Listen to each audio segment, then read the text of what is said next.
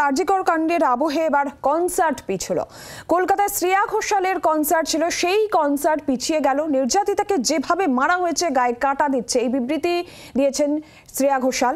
আর 14ই September হওয়ার কথা ছিল এই কনসার্ট, কিন্তু কনসার্ট অক্টোবরে হবে বলেই জানানো হয়েছে। আরজিকর কাণ্ডের আবহে এবার কনসার্ট পিছলেন শ্রেয়া ঘোষাল। কলকাতায় শ্রেয়া ঘোষালের কনসার্ট হওয়ার কথা ছিল 14ই সেপ্টেম্বর এবং বিবৃতিও দিয়েছেন শিল্পী। নির্যাতিতাকে যেভাবে মারা হয়েছে গায়ে কাটা দিচ্ছে, এই বিবৃতি শ্রেয়া ঘোষাল দিয়েছেন। আর যেটা জানা যাচ্ছে 14ই সেপ্টেম্বর যে কনসার্ট হওয়ার কথা ছিল, এবার সেই কনসার্ট হবে অক্টোবরে, এমনটাই জানানো হয়েছে। আরজিকর কাণ্ডের আবহে শ্রেয়া ঘোষালের কনসার্ট এবার পিছিয়ে গেল। বিবৃতিও দিয়েছেন শ্রেয়া ঘোষাল, যেখানে তিনি বলছেন নির্যাতিতাকে যেভাবে মারা হয়েছে গায়ে কাটা দিচ্ছে। তার কনসার্ট পেছানোর সিদ্ধান্ত, 14ই সেপ্টেম্বর হওয়ার কথা ছিল কনসার্ট, সেই কনসার্ট এবার অক্টোবরে হবে বলেই জানানো হয়েছে। আর এই বিষয় নিয়ে এক্স হ্যান্ডেলে কুণাল ঘোষ কি লিখেছেন সেদিকেও আমরা নজর রাখছি। শ্রেয়া ঘোষালের অবস্থাকে সাধুবাদ জানাই। আরজিকর নিয়ে আমাদের সকলের মতো তিনিও উদ্বিগ্ন। 14 তারিখের অনুষ্ঠান পিছিয়ে দিচ্ছেন, পাশাপাশি সারা দেশ ও বিশ্বের মহিলাদের সুরক্ষার কথা বলেছেন। কারণ এই ধর্ষণ খুনের সামাজিক সমস্যা, অপরাধটা নিয়ে সর্বত্র প্রতিবাদ দরকার, এটা শুধু বাংলার ইস্যু নয়। শ্রেয়া ঘোষালের এই কনসার্ট পেছানোর এই সিদ্ধান্তের পর এক্স হ্যান্ডেলে এই প্রতিক্রিয়া দিয়েছেন কুণাল ঘোষ, যেখানে শ্রেয়া ঘোষালের এই অবস্থানকে তিনি সাধুবাদ জানিয়েছেন। আর এরই পাশাপাশি কুণাল ঘোষ আর কি বলেছেন শোনাবো আপনাদের।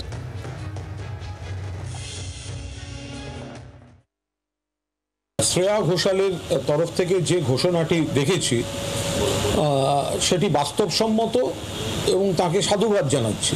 14 তারিখ কলকাতায় শো ছিল শ্রেয়া ঘোষালের, তার যে ইভেন্ট ম্যানেজমেন্ট গ্রুপ তারা সেটি একটু ডেফার করার কথা বলেছে এবং শ্রেয়া ঘোষালও সেটা ডেফার করে সম্ভবত অক্টোবরে কোনো দিন ঠিক করবেন। পাশাপাশি শ্রেয়া ঘোষাল কলকাতায় আরজিকরের ঘটনা নিয়ে যেমন তার উদ্বেগ তিনি আমাদের সকলের মতোই প্রকাশ করেছেন, পাশাপাশি এটাও তার পোস্টে মনে করিয়ে দিয়েছেন যে এটা শুধু কলকাতার সমস্যা বা বাংলার সমস্যা নয়, এটা সারা পৃথিবীর একটা সামাজিক সমস্যা।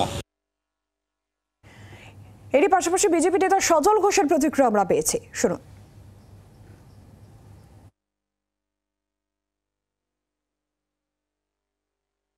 মানে এটা যেমন একটা সামাজিক ব্যাধি বলেছেন, এরকম আরেকটি সামাজিক ব্যাধির নাম হচ্ছে কুণাল ঘোষ।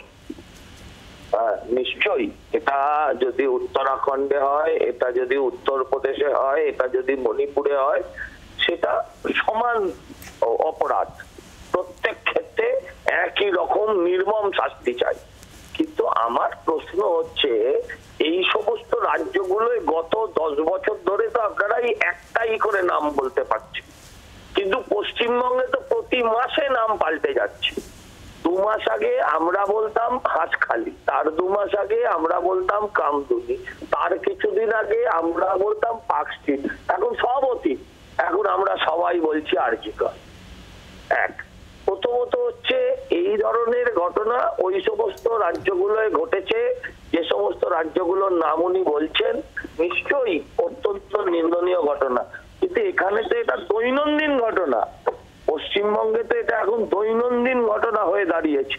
প্রতিদিন একটা করে এই ধরনের ঘটনা সামনে আসছে।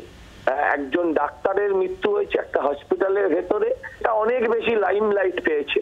সাধারণ মানুষ এর মধ্যে আরো কতগুলো ঘটনা এসছে, আপনারা যদি নিজেরা খুঁজে দেখেন, আপনারা যদি অনুসন্ধান করে দেখেন, তাহলে আপনারা বুঝতে পারবেন। আর আমার শেষ কথা হচ্ছে, কুণাল বাবু ঘরে কার ছবি রাখেন?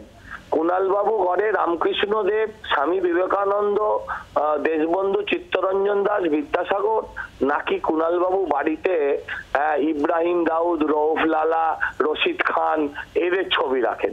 ওনার নজরটা শুধু ওই দিকেই যায়, ওরা করেছে, তুমি কি করেছো? তোমার রাজ্যে কি হচ্ছে? বানতলা ধানতলার বিরুদ্ধে এই সরকার ক্ষমতায় এসেছিল। আজকে যদি সেই বানতলা ধানতলা যদি এরকম দৈনন্দিন ঘটনা হয়ে থাকে, তাহলে তো সেটা আমাদের কারোর কাছে কাম্য ছিল না। এই লোকটাকে দেখে মনে হয় একেবারে নির্লজ্জ। বাংলার আওয়াজ, বাঙালির আবেগ, জি 24 ঘন্টা।